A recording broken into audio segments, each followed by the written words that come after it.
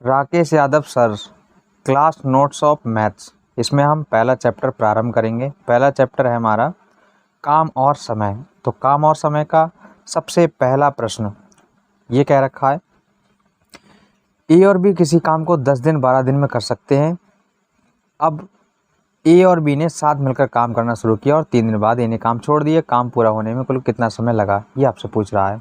तो सबसे पहले आपको एक चीज़ ध्यान रखनी है, हमें सबसे पहले निकालना होता है टोटल वर्क।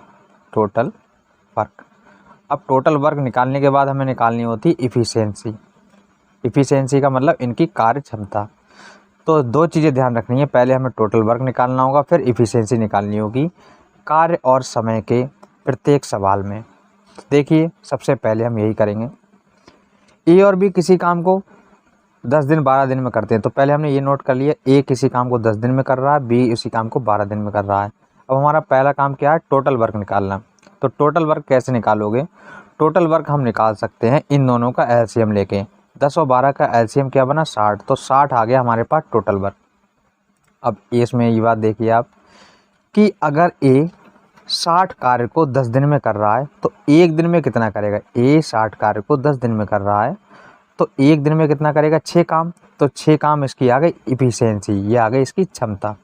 एक दिन में किया गया कार्य या एक घंटे में किया गया कार्य या एकांक समय में किया गया कार्य क्षमता कहलाता है।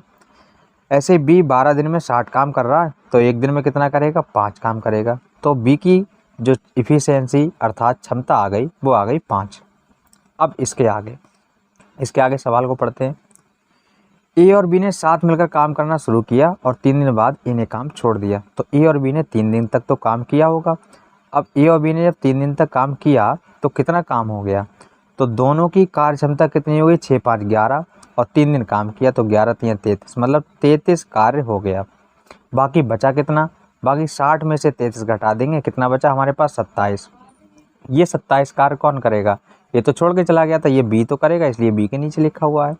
अब काम कितने दिन में ख़त्म होगा, तो 27 कार्य कर कौन रहा है, बी कर रहा है।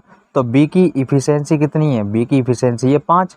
तो 27 को 5 से जब भाग कर देंगे, अगर आपको ये बात समझ में ना आए तो आप ऐसे समझ लो, जब हमें समय निकालना हो, टाइम निकालना हो, तो टाइम इक्वल होता है वर्क अपॉन इफ़िशेंसी, मतलब कार्य अपॉन क्षमता। इस समय दिन जो भी है वो निकाल पाएंगे। तो बस हम यही कर रहे हैं। यहाँ पर 27/5 जो है वो है कार्य बटे क्षमता। तो कार्य कितना बचा, 27, क्षमता बी की कितनी बची, 5। तो 27/5 हो गया। इस हिसाब से हमने इसे भाग किया तो आ गया हमारे पास ये वैल्यू निकल के आई 5 सही 2/5 दिन। अब एक बात और देखिए, 3 दिन तो पहले काम किया था, बाकी इतने दिन और किए इसने काम किया इतने दिन। तो अगर हम दोनों को यहाँ पर ऐड कर देंगे तो दोनों को ऐड करने से हमारे पास कितना कार्य आ गया, वो आप देखिए यहाँ पर काम खत्म हुआ 8 सही 2/5 दिन में। कितने दिन में ख़त्म हुआ ये कार्य, 8 सही 2/5 दिन में। अब इस सवाल की दूसरी अप्रोच है जो हमें हर जगह वहीं यही इस्तेमाल करनी है कि ये अप्रोच हमारी थोड़ी लॉन्ग पड़ती है। तो देखिए दूसरी अप्रोच। अब दूसरी में हम क्या करेंगे, इतना कार्य तो हमें सबसे चाहे कोई सी अप्रोच हो सभी में करना होगा, जिसमें हम टोटल वर्क और एफिशिएंसी निकाल लेते हैं। इसके आगे बढ़ते हैं। सवाल में ये कह रखा था ए और बी साथ मिलकर 3 दिन काम करते हैं, तो हम ए का 3 दिन का काम निकाल लेते हैं। यहाँ पर हम ए का 3 दिन का कार्य निकाल लेते हैं। तो ए का 3 दिन का कार्य कितना हो गया, 18। अब कहोगे 18 कैसे हुआ जी, क्योंकि ए की जो कार्य क्षमता है वो कितनी है, 6 है सवाल में, तो 18 काम हो गया। टोटल काम था कितना, टोटल काम था हमारे पास 60। तो 60 में से 18 घटाओ, कितना बचा, 60 में से 18 जब घटाओगे तो हमारे पास बचेगा 42। तो ये वैल्यू आ गई 42। अब ये कार्य करेगा कौन, ये बी काम करेगा। बी की क्षमता कितनी है, 5। तो 42 को 5 से भाग कर दोगे और 42 को 5 से भाग जैसे ही करोगे तो हमारे पास आंसर आ गया 8 सही 2/5 दिन। ये हमारे सवाल का उत्तर हुआ। आगे अगला सवाल। ए और बी साथ मिलकर काम करना शुरू करते हैं, परंतु कुछ दिन बाद ए काम छोड़कर चला गया। पूरा काम 9 दिन में ख़त्म हुआ। ए ने कितने दिन बाद काम छोड़ा, ए और बी काम को क्रमशः 10 दिन और 15 दिन में करते हैं। तो सबसे पहला काम हमारा क्या हुआ, सबसे पहला काम हमारा यही होगा, हम टोटल वर्क निकाल लेते हैं और एफिशिएंसी। तो ए ने कितने दिन काम किया, ए 10 दिन में काम करता है बी 15 दिन में काम करता है। अगर हम इनकी टोटल क्षमता निकालें, टोटल वर्क निकालें सॉरी, तो 10 और 15 का एलसीएम कितना आया 30, तो 30 हमारा टोटल वर्क हो गया। अब आगे इसी क्रम में हम इनकी निकालते हैं क्षमता। तो ए 10 दिन में 30 काम कर रहा है, तो एक दिन में कितना करेगा 3, तो इसकी क्षमता ये आ गई। बी 15 दिन में 30 काम कर रहा है, तो एक दिन में कितना करेगा 2, तो इन दोनों की कार्य क्षमता कितनी आ गई और 2 आ गई। ए काम छोड़ के चला गया, पूरा काम 9 दिन में खत्म हुआ, तो बी तो रहा था, बी ने ही 9 दिन लगातार काम किया होगा। तो सबसे पहले हम क्या करते हैं, बी का कार्य निकाल लेते हैं। बी का 9 दिन का कार्य कितना हो गया 18। अब जब 18 हो गया हमारे पास, तो बाकी कार्य कितना बचा, 30 में से 18 घटाओ, टोटल तो 30 था, तो हमारे पास बचा 12। अब 12 को किसने से भाग करोगे, क्योंकि यहाँ पर ए काम छोड़ के गया था, तो हम अगर 12 को भाग करें तो 12 को 3 से भाग करेंगे, क्योंकि ए की इफिशियंसी कितनी है हमारे पास 3, तो कितना आ गया 4 दिन। तो ए ने कितने दिन काम किया था, यहाँ पर 4 दिन काम किया था। ये इस सवाल का उत्तर है। अगला प्रश्न, 2 आदमी किसी दीवार को 15 और 20 घंटे में बना सकते हैं। तो सबसे पहले हम इसमें टोटल वर्क निकाल लेते हैं और इफिशियंसी निकाल लेते हैं।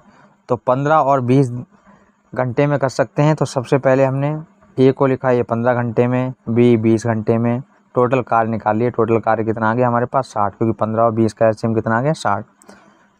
अब ए जब 15 घंटे में 60 कार्य कर रहा है, तो 1 घंटे में कितना करेगा 4, ये एक ही कार्य क्षमता आ गई। बी 20 घंटे में 60 काम कर रहा है, मैं पूछूँ 1 घंटे में कितना करेगा, तो आप कहोगे 3 काम करेगा। तो यहाँ पर बी की जो क्षमता आ गई वो 3 आ गई। आगे सवाल में देखिए, आगे सवाल में कह रहा है अगर वो साथ मिलकर काम करें तो वे 280 ईंट प्रति घंटा कम लगाते हैं और दीवार को 12 घंटे में बना लेते हैं। अब दीवार को 12 घंटे में बना रहे हैं, ये इन्हें यहाँ पर टोटल समय दे दिया है। तो यहाँ पर देखिए कार्य तो टोटल 60 है हमारे पास, कार्य तो टोटल 60 है यहाँ पर। अब ये कह रहा है 12 घंटे में बना लेते हैं, तो ए और बी को अगर हम दोनों को मिला दें तो ये 12 घंटे में बना पा रहे हैं सवाल के हिसाब से। तो टोटल कार्य 60 है, 12 से भाग करोगे तो कितना आ जाएगा 5। इनके हिसाब से ए और बी की जो क्षमता बनी, ए और बी की जो कार्य क्षमता आई वो कितनी आई 5। लेकिन सवाल के हिसाब से देखें तो 4 और 3 कितनी हो गई 7। तो यहाँ पर वही लिखा है ए और बी की कार्य क्षमता, इसके अनुसार अगर 12 दिन में कार्य कर ले रहे हैं तो कार्य क्षमता 5 आ गई। लेकिन सवाल के हिसाब से देखें तो कितनी बन रही 7, तो ए और बी की यहाँ पर 7 बन रही है और यहाँ पर कितनी बन रही 5। तो देखें दोनों में कितने यूनिट का अंतर है, 2 यूनिट का अंतर है। इन दोनों में जब 2 यूनिट का अंतर है, 2 यूनिट की वैल्यू यहाँ पर कितने के बराबर है, 2 यूनिट की वैल्यू यहाँ पर 280 ईंट प्रति घंटा कम लगा रहे हैं उसी के बराबर है। तो 2 यूनिट की वैल्यू 280 हो गई, और तो 1 यूनिट की वैल्यू निकालें तो 140 हो गई। टोटल कार्य तो हमारे पास 60 था, तो 140 के 60 से मल्टीप्लाई करोगे 8400 आंसर। अगला प्रश्न, 2 आदमी किसी दीवार को क्रमशः 9 और 10 घंटे में बना सकते हैं। सबसे पहला कार्य हम टोटल वर्क निकाल लेंगे। ए 9 घंटे में बना रहा है, बी 10 घंटे में बना रहा है, दोनों का एलसीएम कितना आ गया 90। तो ये हमारे पास टोटल कार्य आ गया। अगर वे साथ मिलकर काम करते हैं तो 10 ईंट प्रति घंटा कम लगाते हैं और 5 घंटे में दीवार बना देते हैं। तो यहाँ फिर वही बात कर रहा है 5 घंटे में, दोनों 5 घंटे में बनाए देते हैं। तो दोनों की अगर इफ़िशियंसी निकालें हम, तो दोनों की इफ़िशियंसी 90 वर्क है और 5 घंटे में बना रहे हैं, तो इफ़िशियंसी कितनी आ गई 18 आ गई। लेकिन सवाल के हिसाब से जो हम सॉल्व कर रहे हैं वहाँ पर देखें 10 और 9 कितना बनना है 19, तो दोनों में डिफरेंस आ रहा है। हमारे हिसाब से 19 आ रहा है, सवाल में कह रहा है 18, सवाल के हिसाब से 18 आ रहा है। तो दोनों में अंतर कितने का होगा, 1 का, 1 यूनिट का अंतर 10 ईंटों के बराबर है। ये जो 1 यूनिट का अंतर आ रहा है वही 10 के बराबर है। टोटल वर्क तो हमारे पास 90 है, तो 10 की 90 से मल्टीप्लाई करोगे यहाँ पर कितना आ जाएगा 900। 900 हमारे क्वेश्चन का आंसर होगा। सवाल ये कह रहा है 2 समान ऊंचाई की मोमबत्तियाँ 4 घंटे और 6 घंटे में पूरी तरह जल जाती हैं। तो सबसे पहले हम यही कर रहे हैं, मान लेना 2 मोमबत्तियाँ हैं ए और बी, ये 4 घंटे में जलती है, 6 घंटे में जलती है। हम 2 मोमबत्तियाँ हैं, दोनों मोमबत्ती की एक लंबाई जो है समान मान ले रहे हैं, तो दोनों के एलसीएम से लंबाई कितनी आ गई 12 मीटर। ये मोमबत्तियों की लंबाई हम निकाली, मतलब टोटल कार्य यहाँ पर कितना हो गया 12 मीटर। मोमबत्तियाँ जलनी कितनी हैं 12 मीटर जलनी है, ऐसा समझ लीजिए आप। तो यहाँ पर अब हम क्या निकालेंगे, अगला कार्य हमने टोटल वर्क निकाल लिया, या फिर आप ऐसे मान लो टोटल मोमबत्तियों की लंबाई हमें पता लगी दोनों कितने कितने मीटर लंबी है, 12 मीटर लंबी है, हमने ऐसा कर लिया। अब इफ़िशियंसी कैसे निकालोगे, तो इफ़िशियंसी बराबर क्या हो जाएगा वर्क अपॉन टाइम। तो वर्क कितना है 12 और टाइम कितना है 4, तो कितना आ जाएगा 3 मीटर प्रति घंटा। यहाँ वर्क कितना है 12, टाइम कितना है 6 घंटा, तो आ जाएगा 2 मीटर प्रति घंटा। ठीक, अब मान लेना मोमबत्ती इतनी जल गई। ये फिर से देखिए 2 मोमबत्ती हैं, जैसे मान लो ये ए मोमबत्ती है, ये बी मोमबत्ती है। कुछ समय बाद ये इतनी जल जाएगी, ये भी इतनी जल जाएगी। अब ये कितनी जलेगी वो देखिए आप। ये मोमबत्ती यहाँ से यहाँ तक क्या कहलाएगी, डिस्टेंस। डिस्टेंस इक्वल टू होता क्या है, speed into time. Speed into time होता है। ए की स्पीड कितनी है, ए कितनी स्पीड से चल रही है, 3 मीटर प्रति घंटा की स्पीड से चल रही है, चल नहीं रही है, चल रही है। और टाइम मान लेना टी, तो यहाँ पर जो इतनी यहाँ तक की डिस्टेंस आई, भाई टोटल तो 12 डिस्टेंस है, 12 मीटर, लेकिन यहाँ तक की डिस्टेंस आई वो कितनी आ जाएगी, वो आ जाएगी 3t। और दूसरी वाली मोमबत्ती के लिए यहाँ पर 2 मीटर प्रति घंटा, तो यहाँ पर कितनी आ जाएगी 2t। तो बस हमने कुछ नहीं किया है, मोमबत्ती जलने के बाद ये लंबाई को पूरी मोमबत्ती की लंबाई से घटा दिया। जैसे ये टोटल 12 मीटर है, तो 12 मीटर में से कितना घटा दिया, 3t मीटर। अब इतनी टोटल कितनी है 12 मीटर है, और जलने के बाद कितनी जल गई है 2t। तो हमने बस यही इनमें से घटाया है, 12 में से 3t घटा दिया है और 12 में से 2t घटा दिया। ये 3t और 2t हैं क्या, ये भी डिस्टेंस हैं। अब इनमें क्या रखा है, ऊंचाई अनुपात 2:3 हो जाएगा, तो 2/3।